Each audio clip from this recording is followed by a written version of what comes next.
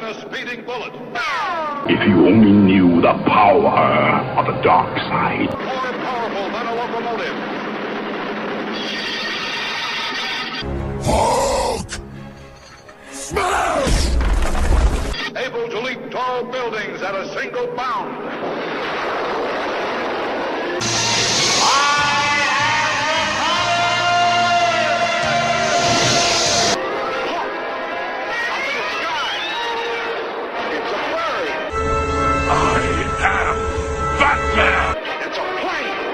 There's more to them than meets the eye.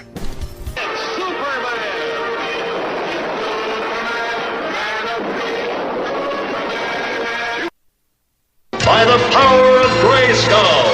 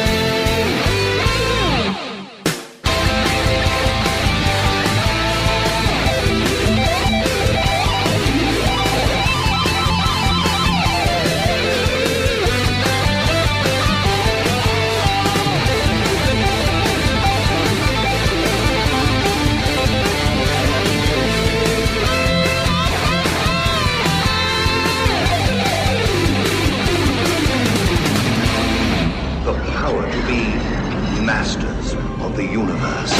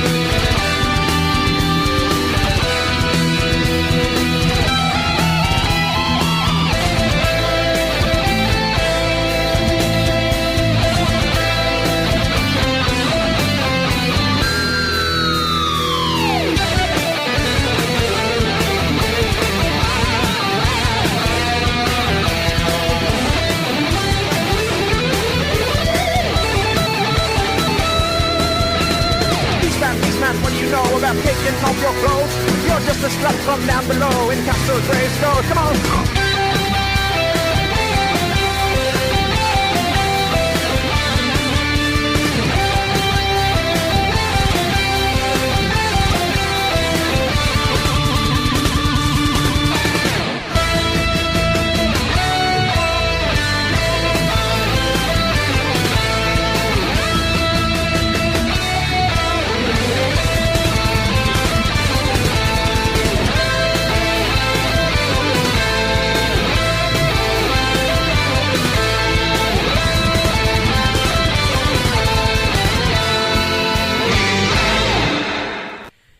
Cool evening, everybody out there in Radio Land. We started things off with a little heavy metal there, done by Eric Cauldron, a cover of Masters of the Universe theme, a mixture between the cartoon and the movie. I promised I'd bring you guys something special other than myself, Chuckles the Klown, and George Garner, who are always a special treat here on Chuckles Crypt, Rhode Island, freeradio.org.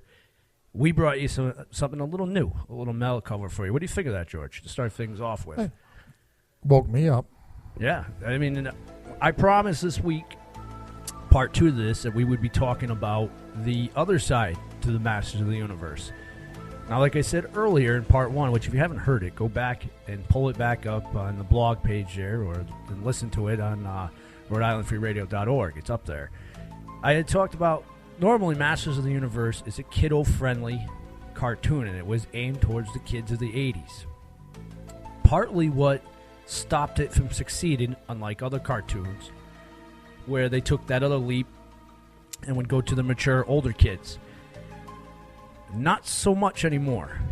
In 2000, Masters of the Universe released another brand new cartoon, and this cartoon actually did something that the earlier one, it didn't do so well. And everybody's saying, what are you talking about? It was a good cartoon. Yes, it was. It was a good cartoon. But the characters didn't have story to them. They would just show up once or twice inside there, and they didn't have stories to them. Even, like, big characters, like Skeletor. Okay, you knew he was evil, and he was behind Hordak and all that whatnot, and he worked for him. But you didn't know how he came to be as a kid. Even in the cartoons, it's like, or the comics, very little was told on this character's story. Yeah, basically it was a means to sell more action figures, and they stopped right there. Right, probably because they thought kids wouldn't have the attention span to care about these characters' backstories and whatnot, so it really wasn't important. The newer cartoon, however, and I'm not saying He-Man, the one that was made in the 90s, Space He-Man, which that was horrible. It only lasted for a year and maybe a little less than that. That was a horrible show. Well, as you say, when characters go into outer space, unless they belong there, that's pretty much the acts of doom. I don't know too many fans of this that actually like that show. If you do, post it up on the Facebook invite I put up there or up on our site. Tell us you like it, and tell me why, because I don't see we're why you really would. wondering. Yeah, it really is one of those things. But no, the new cartoon came out and it gave story and it gave depth to these characters. You find out that Skeletor is He-Man's uncle. And you find out about the colorations, like why is he blue and He-Man's like, why is he blue and He-Man's white? What's going on here? You know, I've heard about different races, but this is kind of out there. And you find out about this stuff. You find out how did Tila and Masters of Arms end up? How did he become her dad? And you find out, well, the Sorcerer's Head. There's a lot of backstory that was put into this. Really good cartoon. Unfortunately, it didn't catch to the public because it only made it a couple seasons, and right when it got to the Hordak season, which is the best part of the He-Man, if you ever got into that, it is even the comics. He's one bad dude. When it got to that point, they stopped it. They didn't continue the storyline anymore, and it was left to the grave and done. No more backstory. They didn't even bring back She-Ra to pull in the leftovers of that. They just stopped it. Not even a favorite toy line that came out with that. It didn't really catch, and I don't know why. Some things just, they are past their time. In other words, it's a time and a place. I think you're right, and I don't think they were released at the right time. And I think there was other things competing with them that kids thought were cooler. I mean, you had Ninja Turtles had another release around then. You had those stupid Power Rangers that was out there.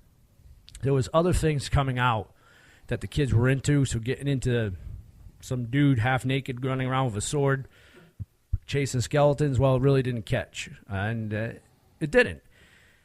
Comic book wise, again, it didn't catch as well. It did very poorly in sales, especially when it went to I believe it is IDW.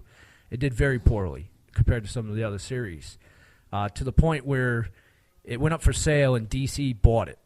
The rights to the story right now. They don't have the rights to He-Man, but they have the rights to public and put out the comics. Those stories are incredible. And if you are into reading comic books, we'll get back to that in a little bit. When we come back from this music break, though, however, I'd like to discuss a couple movies I watched with being in my deeper sense of depression. Not an evil clown can get to a deeper sense, but he has. I've gotten to a real deep sense of depression where pulling back my toenails and putting rubbing alcohol is considered a good time for me. So let's put it that way. But right now we're going to go down to, why not? We're going to go down to Disturbed. Just like me, it's a game that's autobiographical. The game, Disturbed, here on Chuckles Crypt.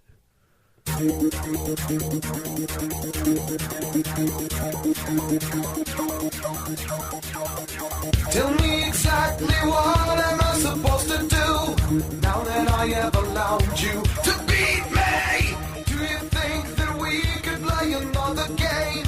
Maybe I could win this time. I kinda like the misery you put me through. Darling, you can't trust me completely. If you even try to look the other way, I think that I could kill this time. Rock, rock.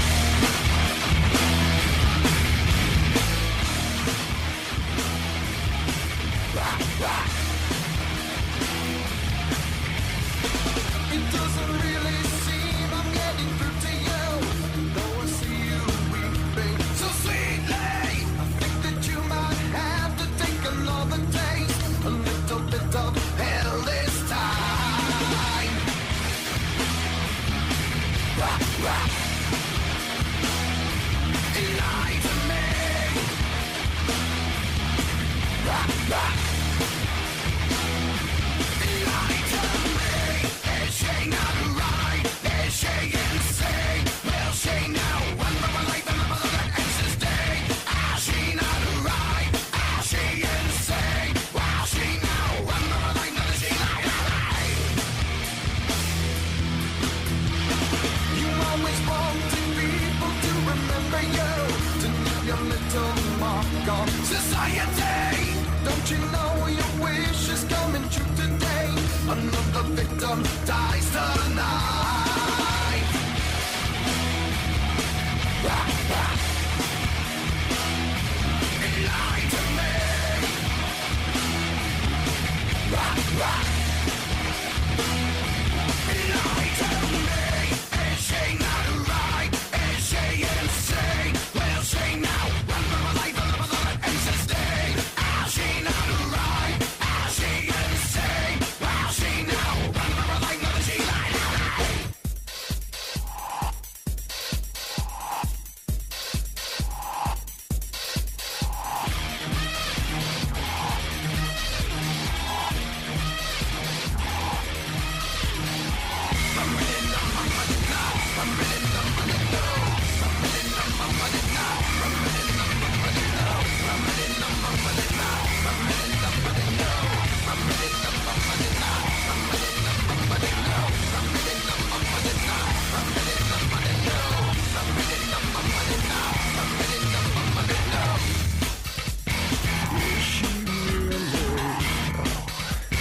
Telling lies again. Doesn't she realize she's in danger? Is she not right? Is she insane? Will she now run for her life and live another anxious day? Is she not right? Is she insane? Will she now run for her life? Does she lie to me? Little when then she told a lie. Now she will never tell another a lie. Little when then she told a lie. Never More. lie to me.